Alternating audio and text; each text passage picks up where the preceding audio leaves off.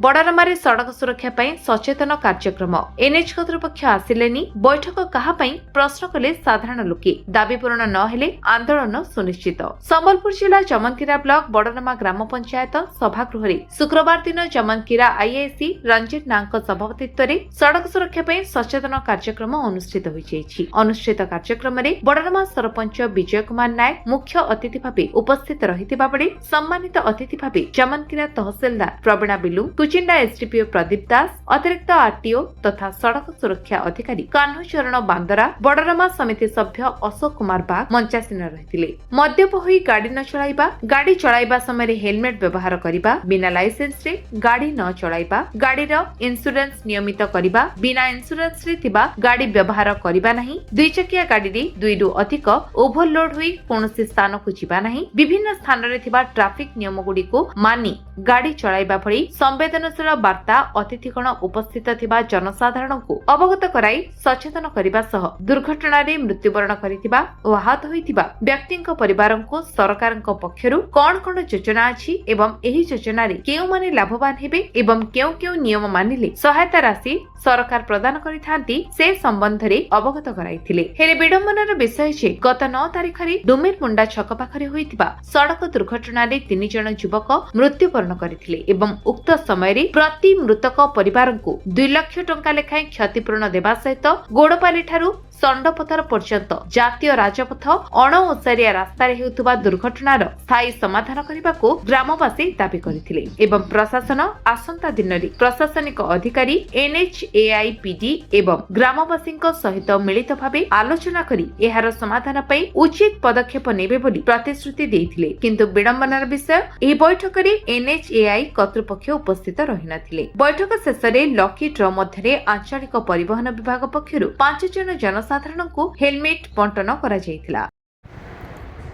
विजय कुमार नायक सरपंच बड़रामा ग्राम पंचायत आज आमर बड़रामा ग्राम पंचायत रे रोड सुरक्षा सचेतन कार्यक्रम थिला।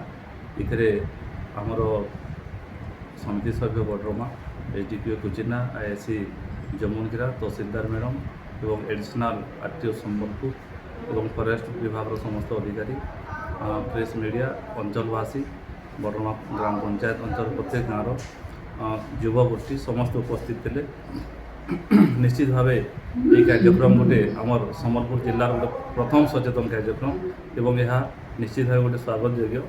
किंतु दुखर विषय है गत 9 मार्च रे जो आम अंचल गोड़पाली पतरापाली एवं आमर बड़रामा पंचायत विश्वारपाली जो 3 जन युवक देहांत हेले निश्चित भाव समस्त को बहुत दुख देछि एवं तार भविष्य रे एमिति दुर्घटना केमिति न हो से गोटे आज सचेतन कार्यक्रम एवं इथिरे समस्तंकर दाबी थिला जे जेहेतु आम अंचल रे गोटे सेंचुरी एरिया वन विभाग अधीन आसुची तेणुक 4-वे रास्ता हो पारुनी गौड़पाली आमर संडपथर जमनकीरा पर्यंत। तेणुक यही अंचल रे प्रत्येक दिन दुर्घटना घटुची बहुत जीवन हानि होची। तेणु अंचलवासी मुख्य दाबी रहा जे प्रथम 4-वे करने एवं द्वितीय कथा है जे 4-वे न होगा पर्यंत प्रत्येक छक स्कूल जगार ड्राइव स्लो बैरिकेड एवं हम्स ता संगे रहिबा निहाती आवश्यक एवं स्कूल रे ओवरब्रिज अंचलवासी दाबी करते जेहेतु आम बड़रामा ग्राम पंचायत गोटे आदर्श ग्राम पंचायत होगा जाऊँगी एवं यही अंचल आमर आदर्श विद्यालय चिनीमूल अच्छी पीएमसी विद्यालय संडपथर अच्छी एवं बंदुर्गा हाईस्कूल बड़रामा ता सेवाश्रम बड़रामा एगुड़ाक एनएच साइट रे जेहेतु लगी रही तेणुक निश्चित भाव में सुरक्षा आवश्यक अच्छी एवं अंचलवासी जदि जो दाबी रही जदि सुरक्षा प्रति जदि प्रशासन उचित समय तार व्यवस्था न कले आगामी दिन में आंदोलन पंथा ने बोलिक से दाबी रखिंट। तेणु निश्चित भाव मु कहि आज आम समस्त नागरिक यदि सचेतन हवा निश्चित भाव सड़क सुरक्षा हो पार एवं ए जीवन हानि न हो। धन्यवाद। ସେ ମାର୍ଚ୍ଚ ମାସ 9 ତାରିଖ ଦିନ ବଡ଼ରାମା ଘାଟିରେ ଏକ ସଡ଼କ ଦୁର୍ଘଟଣା ହେଇଥିଲା। ସଡ଼କ ଦୁର୍ଘଟଣାରେ ଆମର ସ୍ଥାନୀୟ ଅଞ୍ଚଳର 3 ଜଣ ଯୁବକଙ୍କର ନିରୀହ ଯୁବକଙ୍କର ପ୍ରାଣହାନି ହୋଇଥିଲା। ତେଣୁ ସେ ପରିପ୍ରେକ୍ଷୀରେ ଆମେ ସଡ଼କ ସୁରକ୍ଷା ସଚେତନ କରିବା ଉଦ୍ଦେଶ୍ୟରେ ଆଜି ବଡ଼ରାମାର ଗ୍ରାମ ପଞ୍ଚାୟତ ଅଫିସରେ ସରପଞ୍ଚଙ୍କର ସହଯୋଗରେ ସାଧାରଣ ପ୍ରଶାସନ ବିଭାଗ ତରଫରୁ ଜମନକିରା ତହସିଲଦାର ଏବଂ ଜମନକିରା ଥାନା ଭାରପ୍ରାପ୍ତ ଅଧିକାରୀ ଏବଂ ବଡ଼ରାମାର ନାୟକ ସରପଞ୍ଚ ଜିଲ୍ଲା ପରିଷଦ ମେମ୍ବର ଏବଂ ଗ୍ରାମବାସୀଙ୍କ ଉପସ୍ଥିତିରେ ଏକ ସଡ଼କ ସୁରକ୍ଷା ଉପରେ କର୍ମଶାଳା ଆୟୋଜନ କରାଯାଇଛି। ଏହାର ମୁଖ୍ୟ ଉଦ୍ଦେଶ୍ୟ ହେଲା ଜନସାଧାରଣ କିପରି ସଡ଼କ ସୁରକ୍ଷା ଉପରେ ସଚେତନ ହେବେ ଏବଂ ତାଙ୍କ ମୂଲ୍ୟବାନ ଜୀବନକୁ ରକ୍ଷା କରିବା ସହିତ ଏବଂ ସଡ଼କ ସୁରକ୍ଷାର ଯେଉଁ ତାର ମାହାତ୍ମ୍ୟକୁ ବୁଝିପାରିବେ ସେଥି ନିମନ୍ତେ ତାଙ୍କୁ ସଚେତନ କରାଯାଇଥିଲା।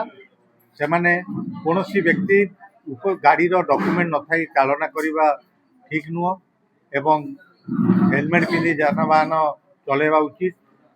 ତା ବ୍ୟତୀତ କୌଣସି ମଦ୍ୟପାନ ବା ନିଶା ଦ୍ରବ୍ୟ ସେବନ କରି ଗାଡ଼ି ଚାଳନାରେ ନିବୃତ୍ତ ରହିବା, କାରଣ ଏହାଦ୍ୱାରା ହେଲା ସେମାନେ କୌଣସି ପ୍ରକାର କ୍ଷତିପୂରଣ ପାଇବାରୁ ବଞ୍ଚିତ ହୋଇଥାନ୍ତି ଏବଂ ଏତଦ୍ ବ୍ୟତୀତ ତାଙ୍କର ଦରକାର ପଡ଼ିଲେ ବି ଯଦି ନିଶା ସେବନ କରି ଗାଡ଼ି ଚାଳନା କରିବେ ଆମ ଡ୍ରଙ୍କ ଆଣ୍ଡ ଡ୍ରାଇଭିଂ କେସ୍ ହେଉଛି, ସେଥିରେ ତାଙ୍କ ଗାଡ଼ିଟି ଜବତ ହେଉଛି ଏବଂ ତାଙ୍କୁ 10,000 ଟଙ୍କା କ୍ଷତିପୂରଣ ଦେବାକୁ ପଡ଼ୁଛି।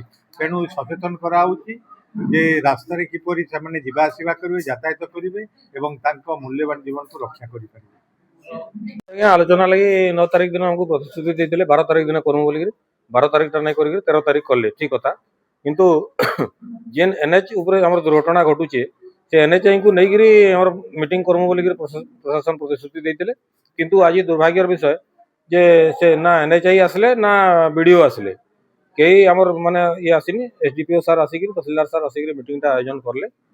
ଆଉ ମିଟିଂରେ ସେଦିନ ଯେନ୍ ପ୍ରତିଶ୍ରୁତି ଦେଇଥିଲେ ଯେ ନାଇଁ ଦୁର୍ଘଟଣା ଯେନ୍ କ୍ଷତିପୂରଣ ଦେବାର୍ ଲାଗି ଯେ ଆମେ ମୁଖ୍ୟମନ୍ତ୍ରୀ ରିଲିଫ ଫଣ୍ଡରୁ କିଛି ନହେଲେ ବି ଅତି କମ୍ରେ 2 ଲକ୍ଷ ଟଙ୍କା ଉପରେ ଆମେ ମାନେ ପ୍ରଦାନ କରବାର୍ ଲାଗି ବ୍ୟବସ୍ଥା କରମୁ ବୋଲିକିରି ଆଜି ସେଟା 10,000 ଟଙ୍କା ଖସି ଯାଉଛି। ଆଜ୍ଞା ଦୁର୍ଭାଗ୍ୟର ବିଷୟ। ଆମକୁ ଗୋଟେ ତାମାନେ ଲଜ୍ଜା ଲାଗବାର କଥା ଯେ 2 ଲକ୍ଷ ଟଙ୍କା କାହିଁ ଆଉ 10,000 ଟଙ୍କା କାହିଁ 10,000 ଟଙ୍କା ଦେଇକିରି ତାମାନେ ଆମକୁ ଭୁର୍ତେଇ ଦେବାର ଲାଗି ଚେଷ୍ଟା କରୁଛନ୍। ଏଇଟା ଅଲଗା କିଛି ନୁହେଁ, ଖାଲି ଲୋକଙ୍କୁ ଭୁର୍ତାବାର ଲାଗି ସେଦିନ ସେ ମାନେ ଇଏଟା ନେଇଥିଲେ ସେଟା କହିଛନ୍। ଯଦି ଆଜି ଆମେ ମାନେ କହୁଛୁ ଆଜ୍ଞା ଯଦି ସେ ପଦକ୍ଷେପ ମାନେ ନେଇ ନିଅନ୍ତ ତାହେଲେ ଆଗାମୀ ଦିନରେ ଆନ୍ଦୋଳନ ହେବାଟା ସୁନିଶ୍ଚିତ କଥା। ଆଉ ଆମେ ଏଇଟା ଦେଖୁନ୍ ତାର ବାପା ମୋର ସାଙ୍ଗରେ ଠିଆ ହେଇଛି, ଏଇଟା ତାର ମା, 2 ଜଣଙ୍କର ମାନେ ପିଲାମାନେ ସେଦିନ ଆକ୍ସିଡେଣ୍ଟରେ ଖରାପ ହେଇଛନ୍। ଆଉ ଜଣେ ଯୁବକ ବି ଖରାପ ହେଇଛନ୍, 3 ଜଣ ଯାକ। କିନ୍ତୁ ତାଙ୍କର ମାନେ କ୍ଷତିପୂରଣର ମୂଲ୍ୟ ହଉଛି 10,000 ଟଙ୍କା। ଏଇଟା ଆମକୁ ମାନେ ଲଜ୍ଜା ଲାଗୁଛି ପ୍ରଶାସନର ନୀତି ନିୟମ ଶୁଣିକି। ସମ୍ବଲପୁରରୁ ଅବ୍ଦୁଲ ଗୁଲାମ କାଦରଙ୍କ ରିପୋର୍ଟ, ବିଶ୍ୱ ବିଜୟ ନ୍ୟୁଜ ଓଡ଼ିଶା।